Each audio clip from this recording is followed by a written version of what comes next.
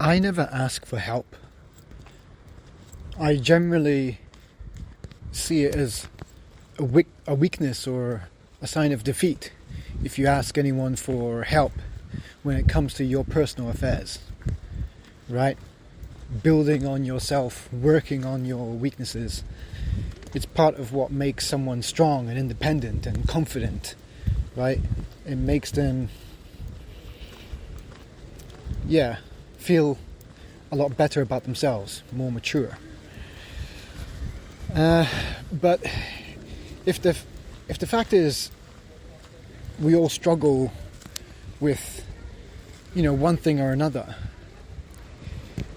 you can't deny what is, okay? You can't just explain it away. It's there. And if it keeps occurring or recurring and you don't want it to be there, then you need to address it. And you need to address it properly. And so by it, I'm referring to any negative trait that you might have within you. Or any kind of struggle that you have.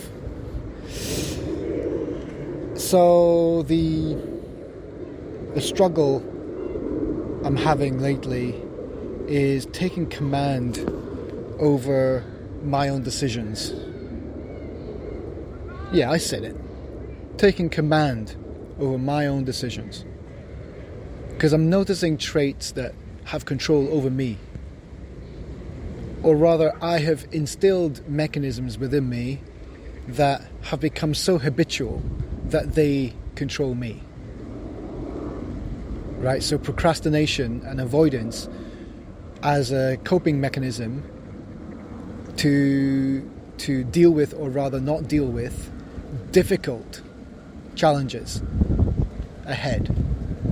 Things that I've said to myself or I've thought to myself that I will become and that I will do, but in reality are not the case, or not anywhere near progressing how far I had thought it would go, or how much I claim that I'm able to do. I still haven't been doing it, not to the extent that I demand of myself. So, what was I saying? Coming back to help, asking for help. So because I never do it, because I see asking for help, it's not a conscious thought. I guess it's one of these background beliefs, is that asking for help is a sign of weakness and defeat. And so therefore I just never generally ask for help. My mind doesn't go there. My thoughts don't go there as an option.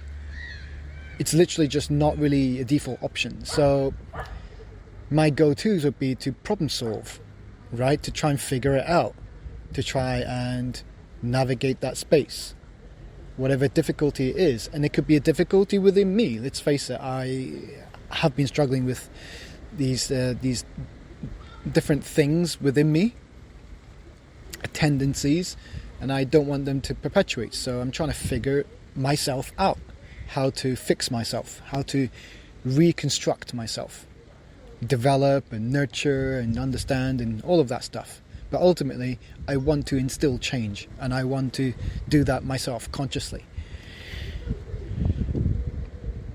So this journey is taking me quite far into awareness and recognition and defining all these terms and ways of seeing things and understanding things, and it's great. But when it really comes down to it, is you've got to just do it, right? You can't think your way out of change. Thinking and the reasons behind stuff is always an amazing compass, and it's usually the catalyst that starts things off and sets you on a course and helps maintain you. But you still have to do your job. You still have to do the work. And the work on the inner journey, the work on yourself, is the hardest work. It really is, especially when you're trying to undo stuff rather than add anew. So getting rid of the old, dismantling the old is such a difficult process. And if I know that it's one of my biggest struggles in life, this particular department, and I also know that I don't ask for help, then how the hell am I expecting myself to get out of this? By sheer determination and grit? That's so hard. It is possible to ask for help. So even the thought of asking for help has never really occurred to me. Not much at all. And so it starts to point at these old notions, these existing beliefs that asking for help is a weakness. And I look at it and I go, well, no, that's bullshit, isn't it? I don't know where that line came from, where that belief came from, but I'm glad that I'm aware of it now. Let me keep my eye on that, whilst at the same time just going, no, that's bollocks. That's what's the term? Yeah, it's just a negative belief. That's all it is. So, moving on. If I want to actually help myself, actually change, my odds of doing so by asking for help are so much greater than if I was to just try and handle everything by myself. And even just acknowledging that as a logical, rational statement, to me, it's still, right now as I speak, it's starting to bring to light negative belief. And it just, asks it simple questions like, what are you? What are you doing here? What's your purpose? What's your origin story? And you realize that it's nonsense. And it's just a mechanism that was being secretly controlling and limiting my experience and my decisions and my feelings towards things. It's just holding me back and making me feel scared, but too proud to ask for help. Man, it's unnecessary. If you're a little child and you want to do everything by yourself, that's fair enough. You're in that stage, that key stage where you're encouraged to go out by yourself and learn how to do things.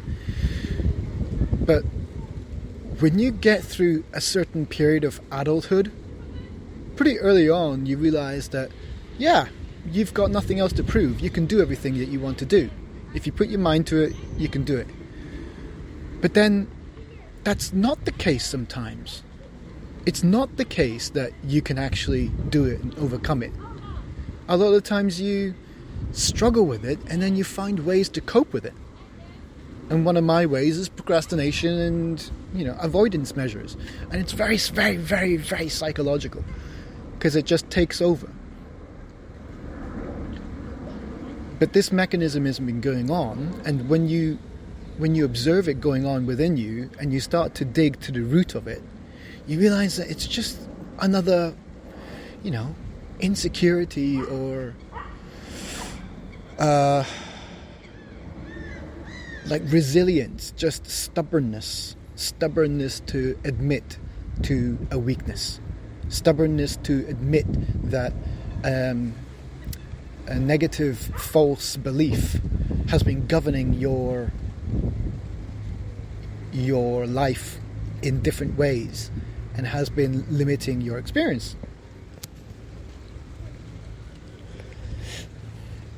Okay. So saying that out loud, it takes a bit of time to even let that sink in. Honestly, this is brand new, and I like where my intuitions are going. But I'm going to have to put a pause and let it sink in. After a while, you realize you just have to ask for help sometimes.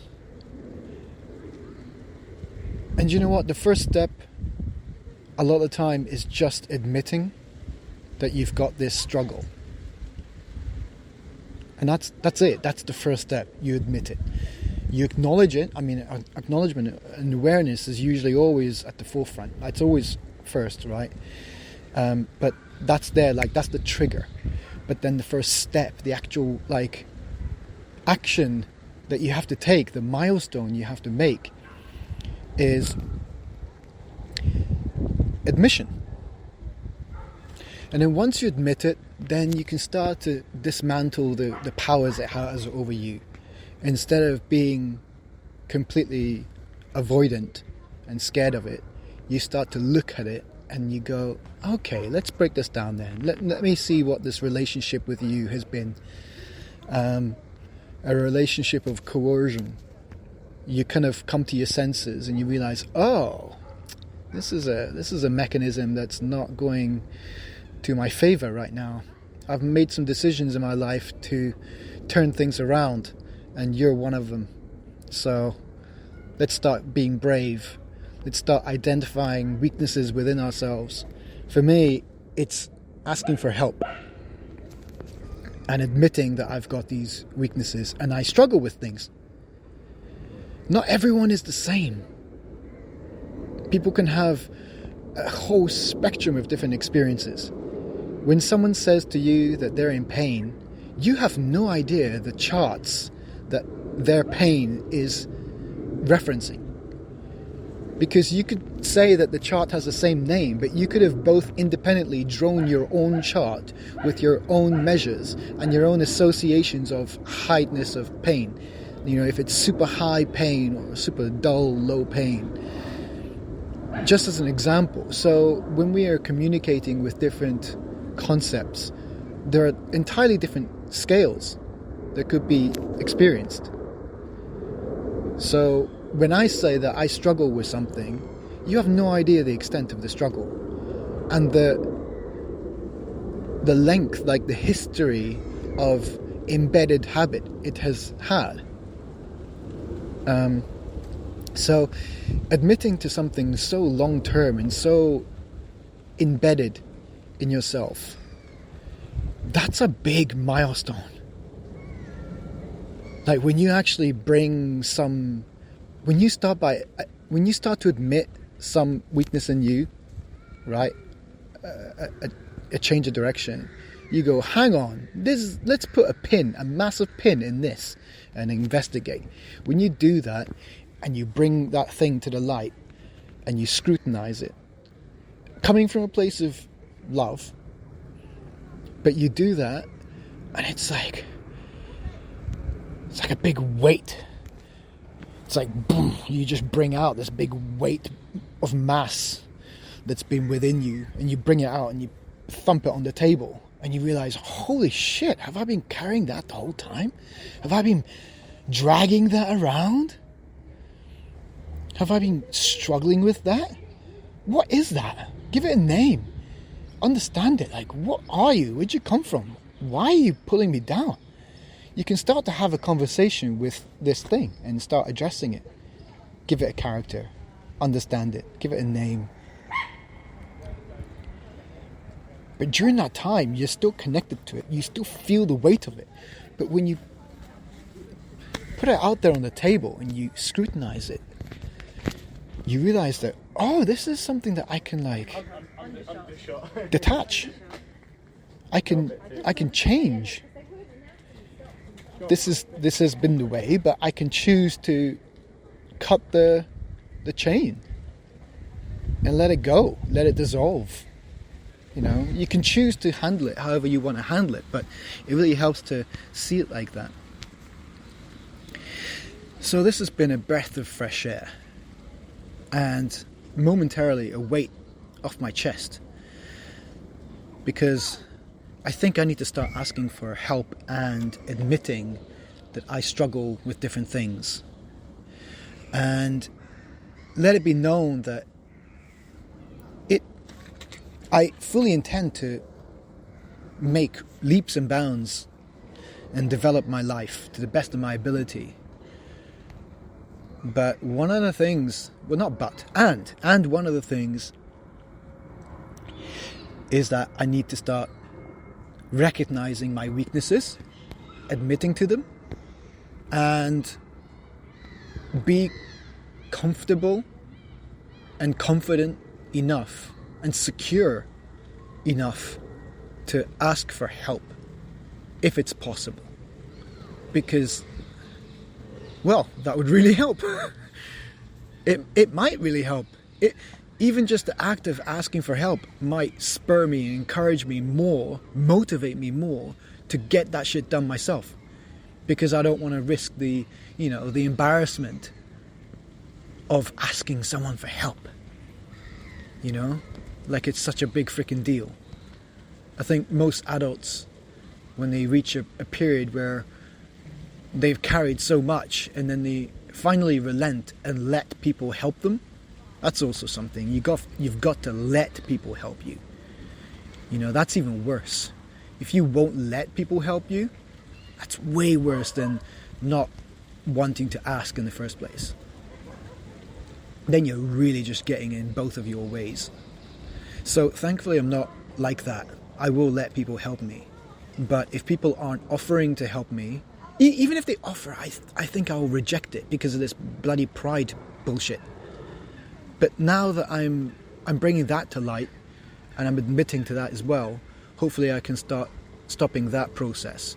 And I would encourage people to ask me to if I need help with anything, because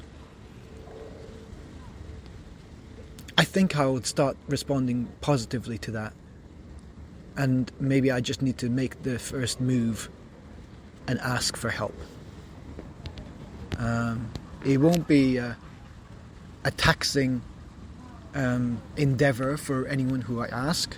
I'll ask achievable things, but I think it's for a greater purpose. I think help is, well, yeah, help will help.